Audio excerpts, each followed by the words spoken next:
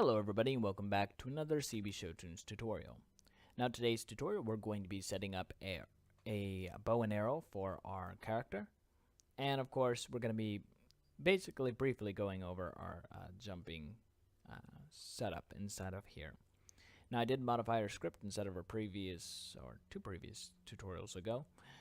So if you want to check that out, just go over to the optimized character controller that I created, and of course you'll be able to grab the script for our jump function.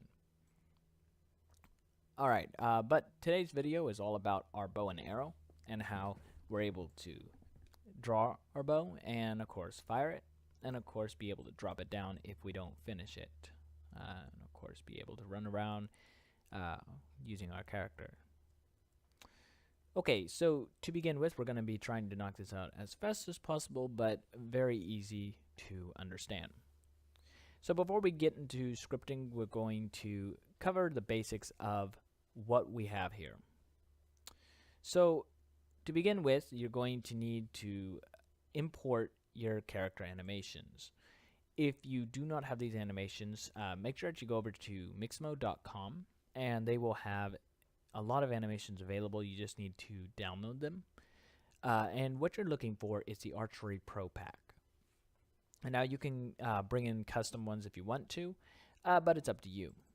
Now on the animations, you're going to need to make sure that you set certain ones to, of course, basically idle, loop, or loop time, loop pose. Like idle, run, walk, walk backwards, walk forwards, etc. You're also going to want to find stuff such as standing aim recoil and rename them to something like attack. And of course you're going to make sure that these are not set to loop, like something like that. If you're going to be doing something like an idle aim, make sure that you also set that to loop time and loop pose. Okay, so that just covers the animation part. Now we're going to need to set up a couple other things. So if you ever have worked with animations before in Unity, they used to have it really super difficult to work with. I mean, if you've seen some earlier videos and all, they've been pretty bad with animations. But what Unity has done in the previous years or so, they created these things called Animator Override Controllers. Now, if you ever played around with Animator Controllers, which are these right here, then they're pretty much the basics of the same thing. So Animator Override Controllers can be changed on runtime, which means whenever you're playing the game, you'll be able to switch them in and out. So if you're running a rifle or you're running a bow or a pistol and you're just constantly switching your weapon, these are very, very useful for doing that. Now, what you're going to do is you're going to create an Animator Override Controller. And you can actually create two of them. One's going to be an archer and one's going to be default. So our default we're going to leave completely blank. But our archer we're going to be filling in the blanks with all of our archery animations. So once you have most of those done, so as you can see we have our equipped bow and we have all those set up. Just make sure if it's equipped, you don't actually name it as equipped. We'll get into that in a second actually. Fill in what you can, and what you can't, don't worry about it, and we'll get to that in a second. Okay, so the next thing that you want to do is create an avatar mask. So you're going to go over to create, you're going to find avatar mask, and name it weapon equipped. From there, you're going to open the transform, and you're going to use import skeleton. You're going to find your avatar, which should not have the animation on it. It should just be your avatar. It's not going to affect it too much if you use the animation side, but it prefers the avatar. The next thing that you want to do is you're going to find the spine one, and you're going to simply select that. Now, if you're using something compatible with Unity, you can also use the humanoid setup and just be able to lock off what objects you don't want to use. So if I just wanted to use the upper half of the body, I would just simply disable these right here. But since I'm not using the Unity method, then we're going to just leave that as all active. Okay, so we covered the basics here. Let's go ahead and head over to our animator. Now, as you can see, we have a couple new parameters. We have a trigger for our jump, and that would, of course, we're going to be briefly hopping over inside of our script once we get there. We also have a trigger for our attack, and we have a boolean for our is aiming. To add those, simply press this plus key, and you're going to simply just add and rename. So we're going to go over to our layers now, and you're going to add a new layer. But first things first, we're going to just cover our jump real fast. So as you just heard, basically we added that trigger, and all we are doing here is we're going to basically check our jump and our is falling. I believe we actually had that before. If we didn't have this is falling boolean, make sure to get that there as well. But basically with this transition, we're going to be checking if we're jumping, and we're also going to be checking if is falling is equal to true. If both of those are true, we're going to go play this animation. So if we actually press play, we're going to see our character lean down to jump or start jumping. Then of course you have an in jump here, and this is going to only activate if is falling is equal to false. And then from there, or is falling is equal to true. No, it's is false. Then from there we're going to has exit time, and we're going to go basically head back into motion. So pretty cool. Alright, now let's head over to our layers again, and we're going to press this plus key. From there you're going to name this bow and arrow layer, and you're going to select this clog. Then you're going to add your avatar mask, which is our weapon equipped. You're going to decide if it's what sort of blending it has, whether it's override or additive. So to describe this as best as I can, override takes over all the animations if the weight right here is set to 1. Additive simply combines the animations together. So just keep that in mind. Now we want to set this to override. We're not going to sync these, and we're not going to set these to IK pass. If you want to learn more about those, head over to the UNC website. They have a manual all about that. It's really, really fun. You can tell by my ironic tone right there. But anyway, so inside here, you're going to set up something similar to this. You're going to create some empty states right here. You're going to name each of these states default, aim, hold, and attack. So for our default state, we're going to actually be running a line from any state. You're going to go over to settings, and you're going to find can transition to, and you're going to simply disable that. What that does is basically allows us to not transition to default automatically. We don't want that to happen. But we do want it to transition back to default if we're not aiming. The next thing that we want to do is we're going to be running our aim. So basically, from default to aim, we're going to go say if is aiming is equal to true. Then it's going to start at the aim. From there, we're going to have, of course, our has exit time checked as true. That way we go from aim to hold without any interruption. Next, we're going to go from hold to attack, and the only condition we're going to have here is attack. We're going to take off has exit time there. And then from attack to aim, we're going to check has exit time and is aiming is equal to true. So in other words, this will always go back to is aiming if we constantly are holding down the aim button. If we're not, then it's going to head back over to default. Okay, so we hit up all the technical stuff with our character. This is just the animation side. Once you have all those new ones set up, you will need to add an animation to this. Even if it's the default animation and all, you will have to add the animation. And the reason for this is because the override controllers down here will not register these new conditions or new states unless they have an animation inside them. So just keep that in mind. Alright, so we now have our animator set up. Let's go and go over to our script. Now, before we actually hop into our animation script for our weapon, we're going to quickly go over to our player controller script. I'm going to just briefly slide over it. Anything that is new is going to be marked as new inside of the script that I posted.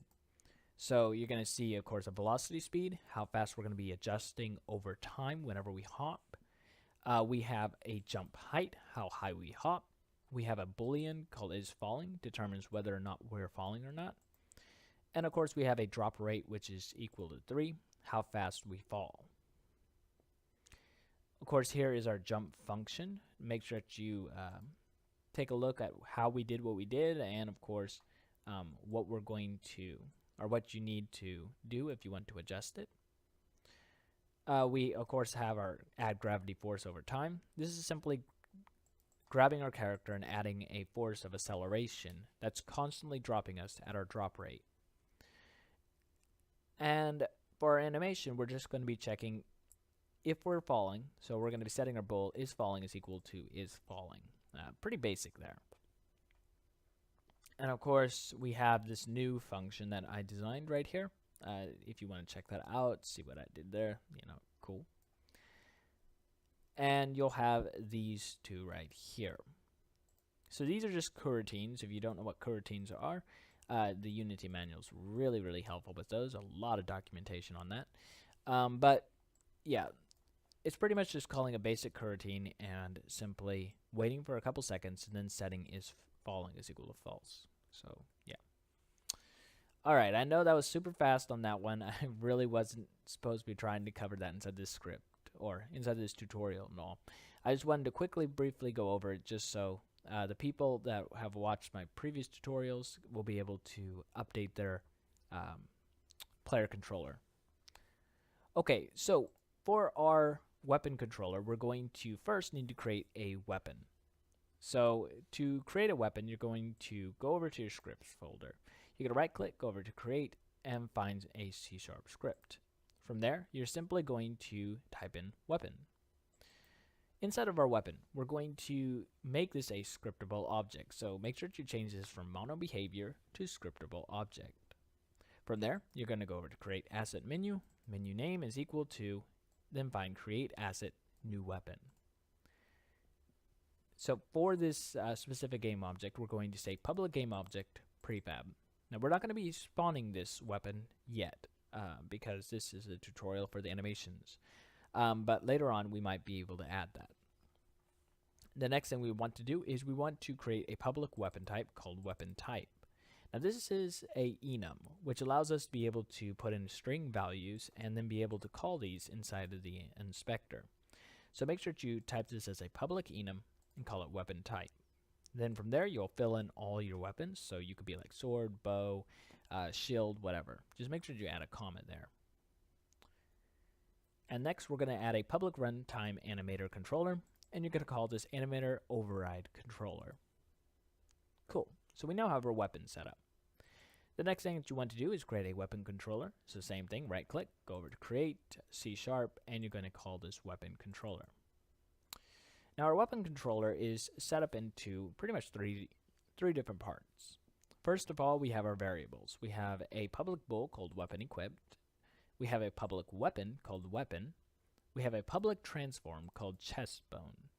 A public vector 3 called look offset, and we have a private quaternion called default value. Lastly, we have a public transform called target to look at. Now we'll get more into target to look at in a second, but those are pretty much the basic variables that you're going to need. You're going to need to get this component called animator and anim. And if you're using the player controller, then you can simply just put all this inside of that. But I mean, I created this individually, so we're going to be calling this animator anim twice. So both in our player controller and inside of this. I know not really performance smart, but still it works. Alright, so for our void start function, we're going to be grabbing our component, so our animator, and we're going to basically check. We're going to say if weapon is not equal to null, then we're going to grab our anim, make sure that it's a runtime animator controller, and we're going to set it equal to our weapons animator override controller. We're also going to be setting our anim layer weight of 1, which is going to be this one right here, and we're going to be setting it to 1. So now we're going to be changing this from what it was at 0 to now equal 1. Then we're going to set our weapon equipped is equal to true. And I don't actually think we need this. We're going to actually erase that. We don't need default value anymore. So let me actually erase the default value. Discard that default value. We don't need that. Okay, so inside our void update function, this would be our second part. We're going to be using if our weapon is if our weapon equipped is not equal to true, then we're going to return. Then we're going to be setting up our bow check. So as you can see, we created a region called bow. And right here, we're going to say if weapon.weapon type is equal to our weapon.weapon type of bow. So we're going to be grabbing our weapon type, bow. Then we're going to basically add this. So we're going to say anim.setBull is aiming to equal our input.getButton down called aim. So if you remember inside our previous tutorial, we set up this input of aim. And if you did not set up that input, make sure to head over here to the edit section, project settings input, and you're going to find where it says, if it loads up in a sec, yeah, you're going to find where it says aim. You're also going to add one more input called attack, so just add that there. But what aim is simply pressing our mouse 1 button or our right mouse button and our L2 button on our PS4 controller, which is joystick button 6. And of course, if you go over to our attack button, you're going to notice we have our mouse 0 button, which is our left button, and our joystick button 7. Okay, so let's head back over here. And as you can see, it's detailed right here, check if aiming. And of course, attack is if arrow is fully drawn. So we're going to get our animator state info. So we're going to say anim, or if anim.getCurrent animator state info, which is number 1. So this one right here is name. So we're going to be checking if our name is equal to hold. And if that is true, and we get our button down to attack, then we're going to set anim.setTrigger attack. So now it's going to be attacking. Now this is our third part, which is our void late update. Now this you have to put inside of late update, otherwise it will not work. Okay, so I don't, okay. Boom. It looked a little weird. I was like, what is that? Okay, so here we have the same function. If our weapon equipped is not equal to true, then we're going to return this function. Then we're going to say if input.getButton aim, so we're going to be checking if we're aiming again. We're going to activate our look at target. So we're going to be doing a form of IK without doing IK. So we're going to be grabbing our chest bone. We're going to be saying look at our target to look at dot position. Then we're going to be setting our player's chest rotation. So we're going to say chestbone.rotation is equal to chestbone.rotation multiplied by our quaternion.euler of look offset. I know this is very confusing, but all it is simply taking our chest rotation and then multiplying that value by our offset that we're going to be setting up. I mean, pretty self-explanatory there, if you notice. Okay, so if we head over into Unity, we're going to grab our player. And you're going to notice all these cool different things set up. You'll see weapon equipped, you're going to see our weapon, you're going to see a chest bone, look offset, and our target to look at. So we're going to start off with our chest bone. So our chest bone, you can simply open up your skeleton. You're going to find one of the spines. Preferably, you're going to want the first spine. And you can also set it up with the second spine if you want, or the third spine. It's up to you, really. The next thing that you want to do is set up the look offset. So the best way to do that is press play and simply adjust this value based on what you want it to be. So as you can see, we're going to be aiming, and it's going to be aiming like that. And if I want to move it over a little bit, I can simply just drag, and now it's going to adjust it. I know that wasn't a big adjustment, so let me try to do something like that. Or let's say -60. As you can see, it adjusts it. So just make sure that you do adjust it to whatever you need it to be. Now we're going to be taking a look at our target to look at. So this right here, I simply put underneath our camera called target dummy. Now this is just an empty game object. It doesn't have any colliders or nothing like that on it. And we're simply dragged it to the Z position of 10. So now it's going to follow our camera whenever we move our mouse, and our character will always try to look at it.